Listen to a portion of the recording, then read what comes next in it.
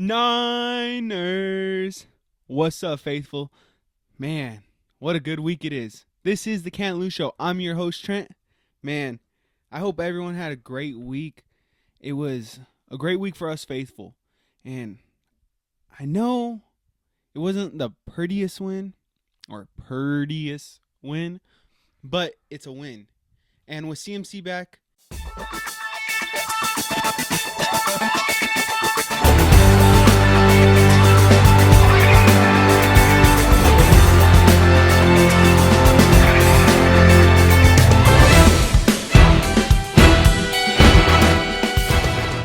let's look back at last week. So we picked a dog. My dog was Tua. And, he did great for us 49ers because he handed the Rams a loss. But statistics-wise, he was 20 for 28, 207 yards, 1 TD, 1 interception, and a 71% completion percentage. That's a good day as a quarterback. But you guys know a dog is above and beyond. Playing MVP caliber type football for that game. And I can't stamp the dog of approval on that. But thank you, Tua, and thank you, the Dolphins, for beating the Rams. Mike McDaniel, you still own Sean McVay. Good job. For games, I thought two games that we should talk about today are the Bengals versus Ravens first and Lions versus Texans. But Bengals first versus Ravens. Man, that was a good game to start the week off of. Usually Thursday night football is not too exciting, and usually, it's a game that you throw on and you just kind of watch in the background. But this game kept you to your seat, eyes peeled on the TV. Jamar Chase, Joe Burrow had some sort of crazy connection, and man, to start fantasy off with 55 points is insane. Whoever has him in any league, there was a dub already on Thursday night, But that wasn't enough to hold off Lamar Jackson, Derrick Henry, and the Ravens. Man, Lamar Jackson's playing pretty damn good football. He's staying consistent. He's sitting in the pocket. He runs when he needs to, but honestly, this Lamar Jackson, he's going to run the NFL if he keeps playing like this. It's another MVP season loading for him. It's very impressive, and they didn't give up. Neither did the Bengals. The Bengals went toe-to-toe with them the entire game. Even a late score to be within 1 point. They went for two, and honestly, they didn't get it. Obviously, that's why the Ravens won. But I'm not hating the decision to go for two. You're a team that hasn't played that great this year, or you have been playing pretty good ball as of late, but you just can't finish games. So why not? What do you have to lose by going for two? They're probably at this point not going to make the playoffs. I don't even think a win from Thursday would have put them in a good spot to make the playoffs either. Their division's tough. The AFC's tough. So go for two. Try to beat the Ravens. And you fall just a bit short, but you went for it. And I don't think, even if you were to kick the field goal, you go into overtime, the Ravens were running it down y'all's throat. And I don't think you stop Lamar Jackson. They win the coin toss. They win the game. So I think the right decision was to keep it in your hands. And hey, came up short. On to next week. You live to see another week, and it's football. You're gonna lose. The next game is Lions versus Texans. Another game that the team did not give up. Lions were down 23-7 at one point in this game, which in NFL, that's a big deficit. And it just goes to show that the Lions are the best team in football. Being down 23-7, finding a way to come back and win with the last second field goal. Jared Goff had 5 interceptions. You're still finding a way to win, and your quarterback has thrown 5 interceptions a game. You don't hear about that. The Lions proved to everyone around the league, like, two of our pieces could be off in a game, and we're still going to find a way to win. That's pretty dangerous football right there. Which leads me into my next segment. NFL top 10 teams. Okay? We're going to go. I'm just going to give you my one because we're on that conversation.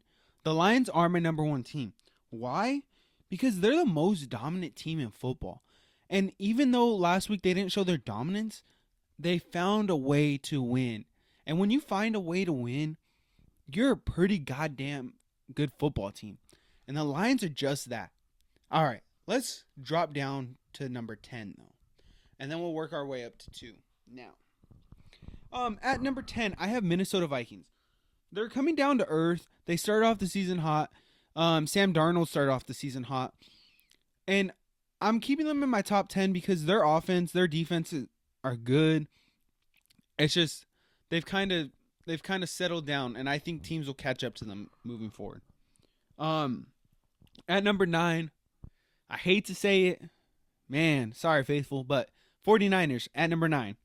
I think as the weeks go on, we will climb back into it. And guys, that was not a fart. That was my elbow on the thing. As you guys saw in the video, it slipped. Don't go crazy. I'm no Dan Orlovsky farting on scene, almost pooping my pants. But yeah, I got the 49ers at number 9. They could be the best team on paper, roster wise. And I think with CMC coming back, Dre Greenlaw nearing a return, I think we'll jump into the top 5 for sure, top 3 before the season ends. But for now, we're staying at number 9.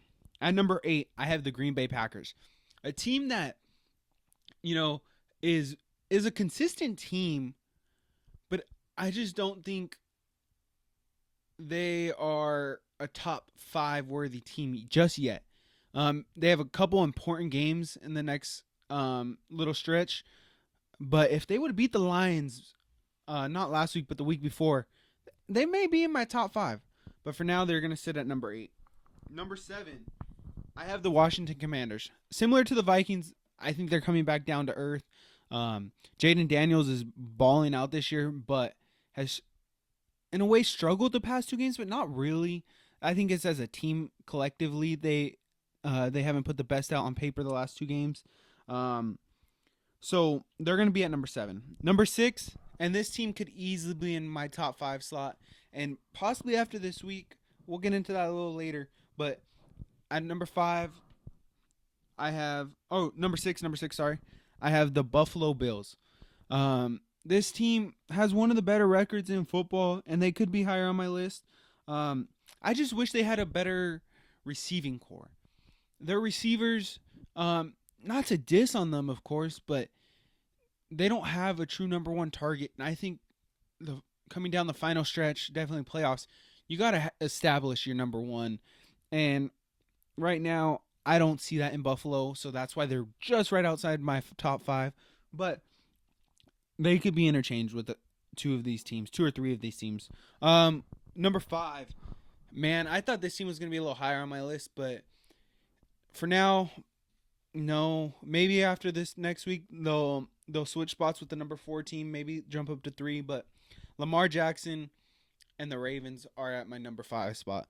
This team, they're a dominant team. They're very hard to beat. When Lamar Jackson's on, good luck. Derrick Henry, he didn't have himself the greatest of game against the Bengals, but if you let that guy get going, good luck. Number 4, and it's the team the Ravens are playing this week. At number 4, I have the Pittsburgh Steelers. Pittsburgh is an all-around complete team. Their defense is great. Their offense is good. Their quarterback situation with Russ taking over is good. He's no Seattle Seahawks day, Russ, but I like what I see out of their offense. What is his name? I'm drawing a mind blank. But ever since their quarterback change, I thought their offense is more consistent. Justin Fields, that's his name. Justin Fields, he provided a spark to start the season, but I thought it was the right decision to move on to Russ. But keep Justin Fields ready just in case you need to switch him back, of course. Number 3, I have the Philadelphia Eagles. I hate to say it because, man, I hate the Eagles. I hate Sirianni, and I hate his play calling even more. His play calling is horrendous. His coaching decisions are horrendous. But somehow, some way, the Eagles are finding a way to win. When people say he's on the hot seat, I'm just like, how? They have one of the better records in the NFL. I think they're first in their division. But, yeah, they're finding ways to win. Number 2, I have the Kansas City Chiefs. They're 9-0, 10-0, one of the two. Sorry, my bad. Um, and yeah, if you switch their one-score games to the opposite, they could be one of the worst teams in football. But what do great teams do? They find ways to win, and that is why they're number 2. They have Patrick Mahomes, and I'm not gonna go crazy about Patrick Mahomes because NFL broadcasters already do that. But that team with Andy Reid, I give them a shot in any game. So yeah, they're number 2, and then like I said earlier in the pod, Lions are my number 1 team right now in the NFL. Um, we were big on the Lions last year, and honestly, the Lions they deserve to be good. They had such a long drought of being bad. Um, for now, well, the 49ers aren't playing them. Good job, Lions. You're the number 1 team in the NFL. Let's let's get into some 49er football talk. This is the 49er segment. As my faithful know it, we talk about the previous week's game, then we talk about the next week's game. Okay? And then, it's so fun to talk about the Niners, man. What an exciting team. This 49ers Bucks game, it was a must-win game like I said last week on the pod. And I hate throwing must-win out there, but it really was. So it was a huge win, 23-20. CMC is back. I know we didn't see the numbers that we were all like hoping for, CMC, but I thought overall the day was good for him. He went, let's see, I wrote on my paper, 13 rushes for 39 yards, 6 receptions for 68 yards. So that, CMC's a dog. He already had over 100 yards. He didn't find the end zone, of course, but the energy he provided that I saw on the sidelines before games, during the game, the team surrounding him, it's just an energy that you can't get without CMC out there. So I think that's going to be huge for the 49ers moving forward. I thought Brock Purdy and Baker Mayfield had themselves a good day. Baker Mayfield was, he was on for a lot of the game. His impressive play with holding Nick Bosa away from him and completing that first down, that could go down as one of the best plays all year. But it only resulted in a first down. Nothing too crazy. Brock Purdy, like I was saying, he had himself a good day. I thought his decisions were good. Staying in the pocket, that's his specialty. He does not give a damn if someone's right in his face. He'll still let that ball go and then take the hit. Him finding Ricky Pearsall, many men, they wish death upon me. Shout out Ricky Pearsall. Him finding the end zone, in his area where he played college ball. I know Tampa's not too far away from the Florida Gators. So I thought that was cool to see. Shout out, But yeah, this game, it could have been a lot worse for the 49ers. It could have been a lot better, right? We won 23-20, but we had 3 missed field goals. So add 9 more points to that, 32-20. We're sitting a little more comfortable at the end of the game, of course. Which, Jake Moody's got to figure it out. I understand he's coming off an injury, and yeah, he made the kick to win the game. So that takes a lot of takes big balls to do it, but we can't be missing 3 field goals in a game, But we won. Let's move on to next week. We have the Seattle Seahawks coming into town. What are we riding on this game? We're riding a 6-game win streak against the Seattle Seahawks. Growing up, I would never have heard that. The Seahawks play us so good, and we exchange blows like every game. It's usually 49ers win, then Seattle wins. Seattle had our number for a while. They won a lot of the games. But right now, on a 6-game win streak, Seattle's going to take that personally. Coming to this game saying we need to end that streak. I think that streak stayed true since Russell Wilson left or Brock Purdy took over. One of the two. And I think that streak continues this week. I don't think Geno Smith, and then I know DK Metcalf's questionable. If he plays, if he doesn't, I don't think they do enough to beat our 49ers. I think Diamonor Lenore getting his bag, he's going to put some straps on DK Metcalf. And then if Tre'Davious Ward is back, like I said, he needs to take all his time he needs, so no rush back. But if he is, he'll have DK on clamps all night. So I think the 49ers stop that. And if DK doesn't even play, Jackson Smith the Jigba, I think we hold him to lower numbers. And honestly, I'm calling for a blowout in this game. CMC is going to find the end zone, and maybe not only once but twice. And I think the final score this week is going to be like 42-16, a huge blowout in the NFL. And that's going to be anchored by our 49ers defense. We have to take advantage of the Seattle offensive line. They are ranked one of the worst offensive lines in football. I want to say most people have them at like 29. And their O-line is horrendous. Our 49ers D-line needs to eat. I'm calling for like 6 sacks on the day from our D-line. Hopefully Bosa gets 2 of those, but share the love. I don't care. We're getting 6 sacks or more against the Seattle Seahawks. Hot take right there. And yeah, like I said, 42-16 Niners. Let's look ahead to the rest of the NFL. There's many good games, but one game that I'm going to bring up a couple times in this next little segment comes from where my dog comes from. Josh Allen. Josh Allen is my dog of the week for the rest of the NFL. And I think, I'm saying that my dog of the week for the rest of the NFL, but I didn't give you my dog of the week for the 49ers Seahawks game. So let's circle back real quick. My dog of the week for the Seattle Seahawks 49ers game is going to be Purdy. He's going to have 3 touchdowns passing and 1 touchdown rushing. And yeah, we'll finish it off with the 42-16 right there and then. But yeah, let's look ahead to the rest of the week in the NFL now. I know I already spoiled it. My dog of the week is going to be Josh Allen. He's going to finally beat Mahomes. I think it's going to be like their 3rd time. I don't know. It could be like the Chiefs' 3rd win in a row against them. But I think he finally does enough to get the win and honestly get into my top 5 standings in the NFL. Like I said, I had them out of it, but with a dominant win over the Chiefs that I could see happening, they'll jump right into that top 5. So, Josh Allen, do your thing. Like I said, on paper, I believe you will have 2 passing touchdowns and 2 rushing touchdowns on the day. 4 total touchdowns, and Josh Allen is my dog of the week for NFL Week 11. Game number 1 that I want to stay into that we were just talking about, the Chiefs versus Bills. The Chiefs, I said in my top 10 rankings, they're finding ways to win. And I think this week they finally find a way not to win. I think Josh Allen finds the way to win, and he does enough.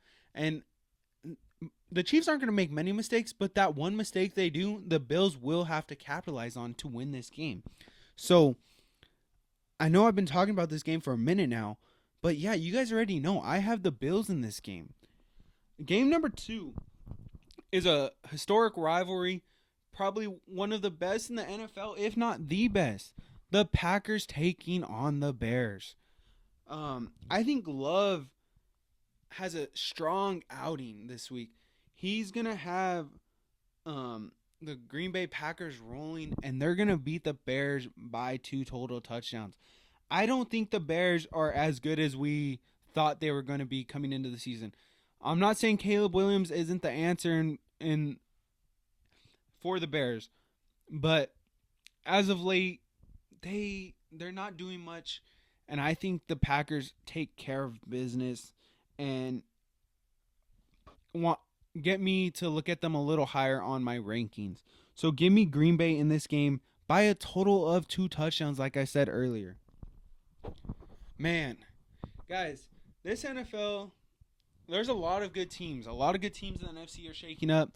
Good teams in the AFC. And I thought, why not throw a little bit of a different segment in our show? So we're going to just call this What the 49ers Need to Do to Make a Serious Run. I don't know what else to name it, but obviously we're not a top 5 team, so we need to do some things to get there and make that serious playoff run if we want a chance to go win a Super Bowl this year before we have to pay Purdy. Because once we pay Purdy, it's going to put us in a little bit of a pinch.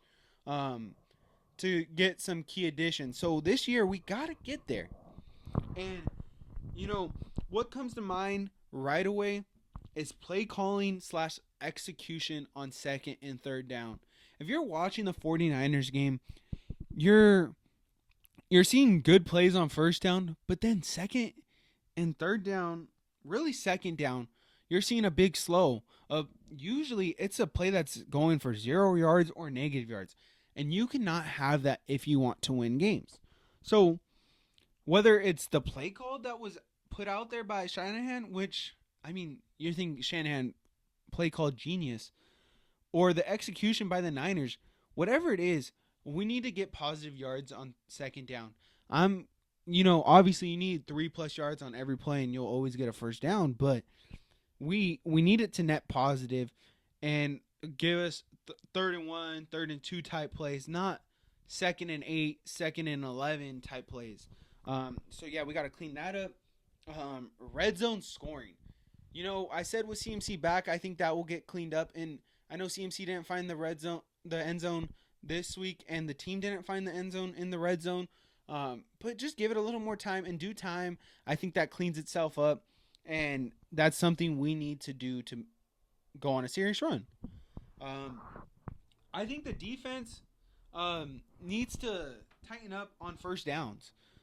I think what we're allowing the other team to do on first down, it plays a factor into later down the line in third down situations or maybe driving down the field. We can't let them get those easy yards on first down. Play tougher. Make them have 2nd and 8, 2nd and 9, 2nd and 10 situations rather than 2nd and 3. And then we're having to beef up 2 plays, So I think defense getting a little stronger on first down would be nice. I also think Moody needs to get consistent. Is he going to make the field goals, or do we need to go get another kicker? Moody, he made the game winner, like I said, which takes big balls. But we can't be missing 3 field goals in a game. We've seen the inconsistencies from Moody since we drafted him. And I don't know how much longer of a leash we could give the man if that's the case. Consistency is key in the NFL. And the fact that Moody is missing this many consistently, that's the wrong consistency we need. So Moody, get consistent, or let's go get another kicker. We got to solidify our number 1 receiver. I believe it's Jawan Jennings this year. Brandon Ayuk's out. Deebo Samuel's our slot guy. Obviously he is a big focus point of our offense, but I think Jawan Jennings deserves that number 1 wide receiver spot. And solidifying that to have our number 1 target, I think is key. Like I said earlier in the podcast for the Bills, finding that number 1 wide receiver does a team justice. And JJ, make that move, and you're our third in Jawan. You're our number 1 receiver. And I think all these things that we just said, if the 49ers could do, we will make that serious run and get back to the Super Bowl. Let's finish this episode off with pick'ems, guys. We're not doing pick'ems anymore from the Can't Lose show. If you guys want them back, let me know. Honestly, we just weren't getting that much of a turnout, and I was getting a little busy, so I didn't have much time to, track them all. I wanted to enjoy Sundays. But I'm still going to do pick'ems on here, of course. So first game, Ravens versus Steelers. I got Steelers. Jags versus Lions. I got Lions. Rams versus Patriots. I got Rams. Browns versus Saints. Saints. Colts versus Jets. The Jets. Vikings versus the Titans. I have the Vikings. Raiders versus the Dolphins. The Dolphins. Packers versus Bears. Packers. 49ers versus Seattle. 49ers. Falcons versus the Broncos. I have the Falcons. Chiefs versus the Bills. I have the Bills. Bengals versus Chargers. I have the Chargers. Texans versus the Cowboys. I have the Texans. Guys, that was quick. If you need to slow it down, play it back, go ahead. I just didn't want to get too in depth with why I think every team's going to win. It's just, let it be self-explanatory. We're week 11 in the NFL. There's teams that are good. There's teams that are ass. But this podcast is not ass. This podcast is good. Thank you guys so much for listening. This is the Can't Lose Show, and I'm grateful for everyone that tuned in. Thank you so much. Deuces.